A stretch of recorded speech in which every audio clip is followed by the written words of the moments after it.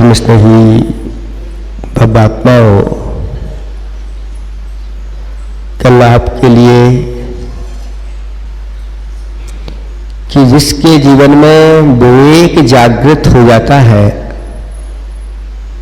वह व्यक्ति हमेशा सावधान रहता है, सतर्क रहता है और बड़ी बड़ी दुर्घटनाओं से बच जाता है।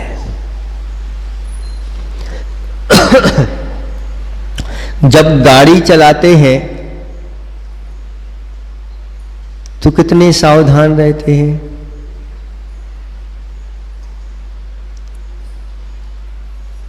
कहीं आगे भी देखते हैं और पीछे भी देखते हैं, बाजू में भी देखते हैं, कहीं से कोई हमारी गाड़ी सुरक्षित मंजिल तक पहुंच जाए। ऐसी ही हमें ये गाड़ी मिली है। ये मनुष्य रूपी एक गाड़ी है जिसको हमें मंजिल तक पहुंचाना है। कौन सी मंजिल है? तो 4 मंजिल है। एक तो नरक मंजिल है, एक त्रिंच मंजिल है, एक मनुष्य मंजिल है और एक देव मंजिल। अब कौन सी कहां पर कैसी गाड़ी आपकी चल रही है उसी के अनुसार पहुंचते हैं।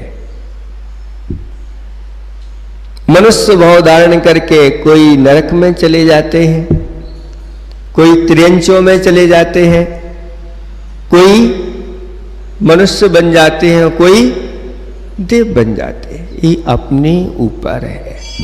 हमारा अगर विवेक जागृत है तो फिर नीचे की कोई मंजिल का काम नहीं, सर्वश्रेष्ठ ऊपर की मंजिल में पहुंचा जाता। मार्ग पहले हमें सही पकड़ना है। कहते हैं ग्रस्तों की जो गाड़ी चलती है वह 2 पहिए से चलती है। कैसी? एक तो स्त्री वर्ग है और एक पुरुष वर्ग है। और ये दोनों पहिए अगर सुदृढ़ अच्छे हैं, विवेकी हैं, कहते हैं जिस घर के स्त्री और पुरुष विवेकी हैं वहां के पुरुष देव तुल्य हैं और स्त्रियां देवी तुल्य है। और उनका घर मानो सुख की खान है, सुख का आगर स्वर्ग जैसा हो जाता है। और जहां ये विवेक नहीं होता वहां पर यहीं पर ही नरक देखने में आ जाता है। इसलिए नीतिकारों ने बताया कि अपने अपने लक्षणों को पहचान करके और अपने आप को विवेकी बनाना चाहिए। पुरुष के लक्षण बताए। पहला लक्षण बताया पात्रे त्यागी। ये पुरुष पर्याय आप लोगों के लिए मिली है तो पात्रों में आप दान करने वाले बनो, त्यागी बनो। पात्र तो जानते हैं ना किसे कहते हैं? जहां पर अपनी वस्तु का दान करते हैं,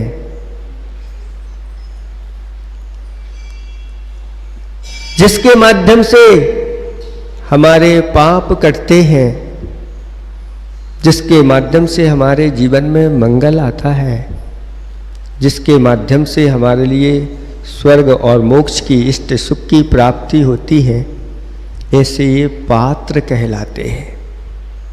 और ऐसे पात्रों में जो हमेशा अपना हिस्सा पात्रों के लिए निकाल करके रखता है।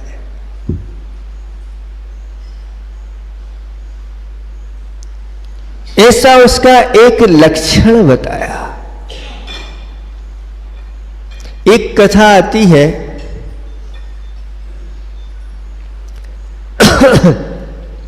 कि दोनों दंपत्ति रहते हैं, एक झोपड़ी में रह रहे हैं, उनके पास कुछ भी नहीं है, दोनों व्रती हैं।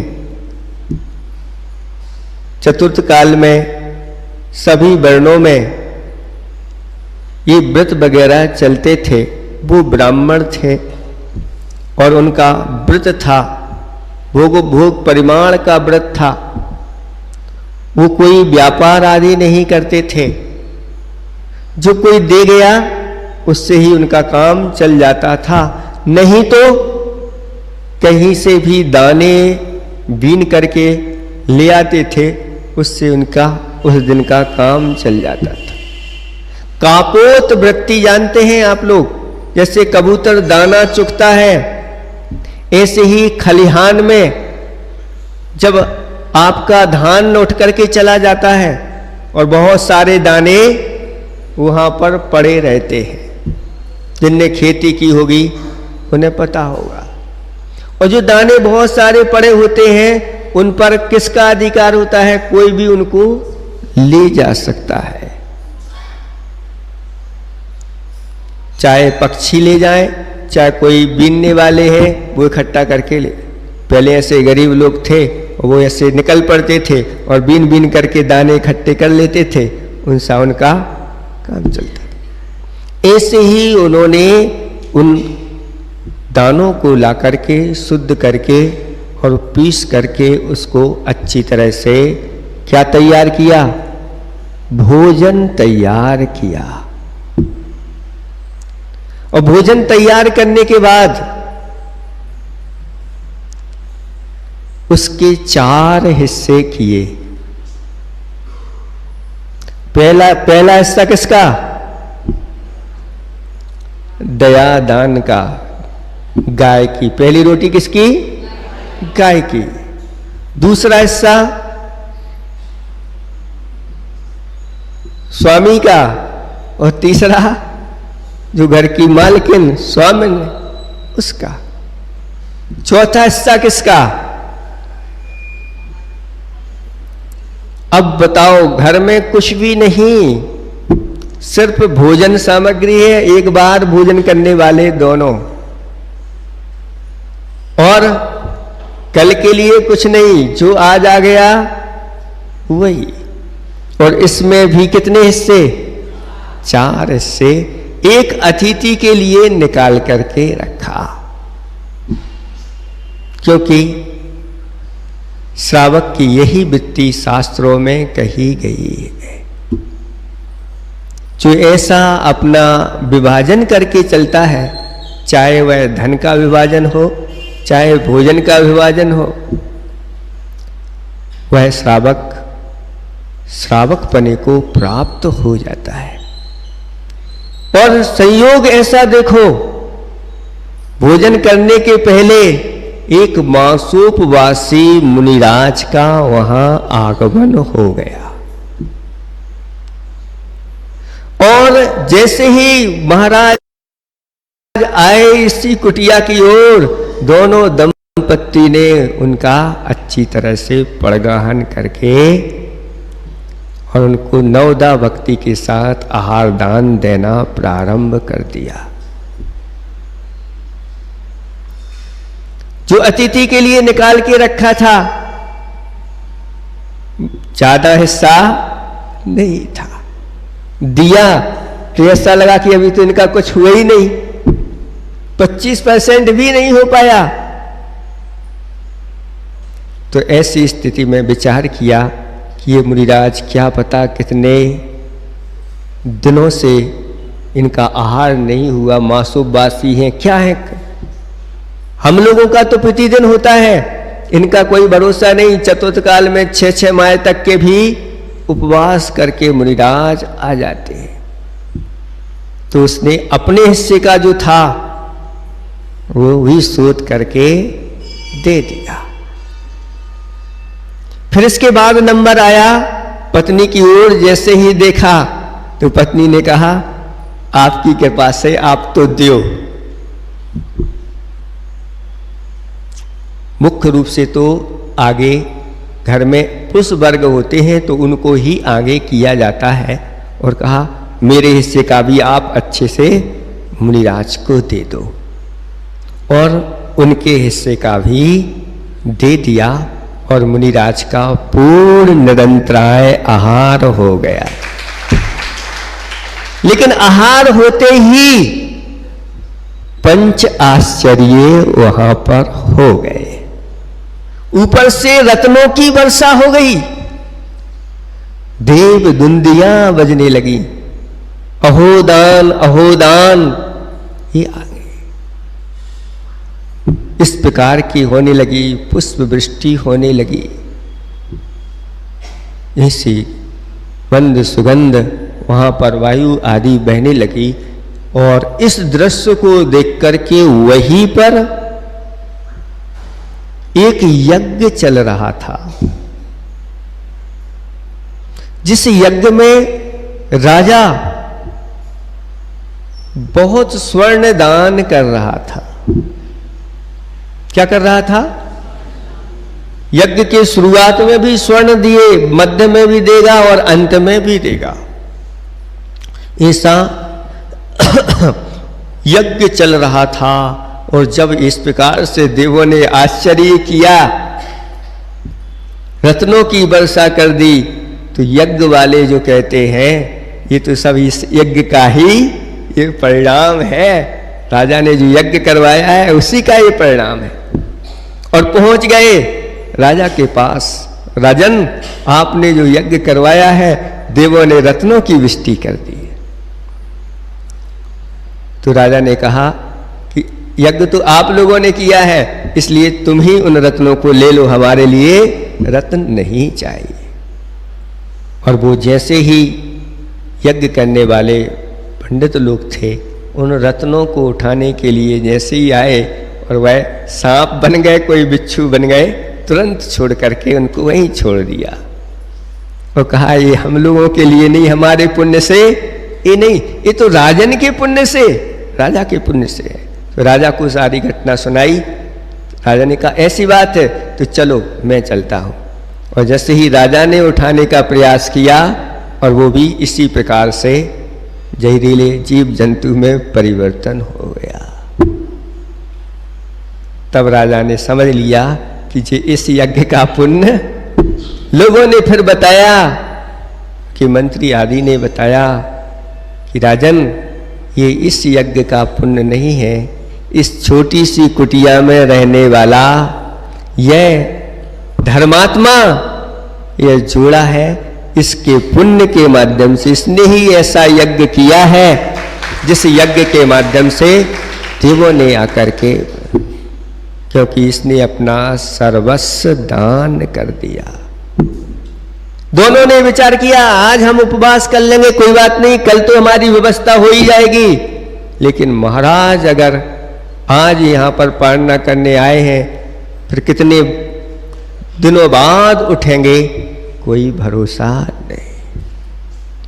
इसलिए कहा कि ये उत्तम पात्र मुनिराज आदि होते हैं और मध्यम पात्र आरिकाएं हैं, ईलक हैं, छुल्लक हैं, और जो वृत्ति हैं वो भी पात्र हैं।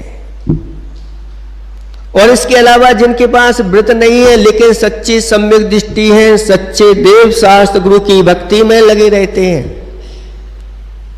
धर्म की प्रभावना में सबसे आगे रहते हैं, जब भी धर्म की बात आए तो झंडा लेकर के खड़े हो जाते हैं।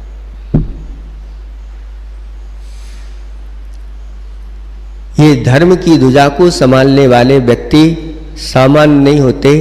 जो जिनेंद्र भगवान की ये धर्म की ध्वजा लेकर के आगे आगे चलते हैं, एक दिन वह सर्वश्रेष्ठ पदों को प्राप्त करते हैं।